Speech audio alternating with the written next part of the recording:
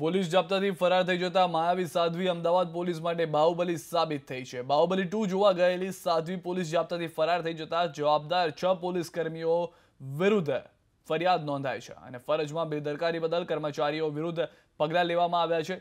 હિમાલયા મોલમાં બાહુબલી 2 ફિલ્મ જોઈને સાધ્વી ફરાર થઈ છે। હાલ અમદાવાદ ક્રાઇમ બ્રાન્ચ મહિલા પોલીસ કર્મીઓ તપાસ ચલાવી રહી છે।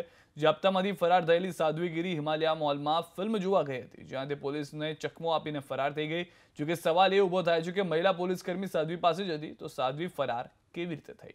એક બાદ એક ખુલાસા થઈ રહ્યા છે। સારવારના બાને અલગ અલગ જગ્યાએ ફરી રહી છે। પેરોલ પર રહેલી સાધ્વી જયશ્રીગીરી પોલીસ જાપ્તાથી ફરાર થઈ ગઈ અને સૌથી પહેલા એવા સમાચાર આવ્યા હતા કે તેને ઝાયડસ હોસ્પિટલમાં દાખલ કરવામાં આવી રહી છે, પરંતુ બાદમાં હિમાલયા મોલના સીસીટીવી સામે આવ્યા તો ખ્યાલ આવ્યો કે પાખંડી સાધ્વી તો મોલમાં ફરી રહી હતી।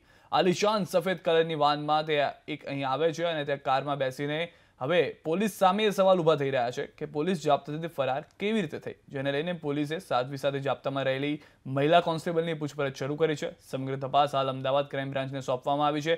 પોલીસે આખી રાત નાકાબંધી કરીને સાધ્વીની શોધખોળ કરી, તેના મોબાઈલ નેટવર્કથી પણ સાધ્વીનું પગેરું શોધવાની તપાસ કરાઈ રહી છે અને મોલમાંથી મળેલા સીસીટીવી ફૂટેજના આધાર પણ એ તપાસ કરાઈ રહી છે કે અમદાવાદના હિમાલયા મોલમાંથી આખરે સાધ્વી ક્યાં પલાયન થઈ ગઈ છે।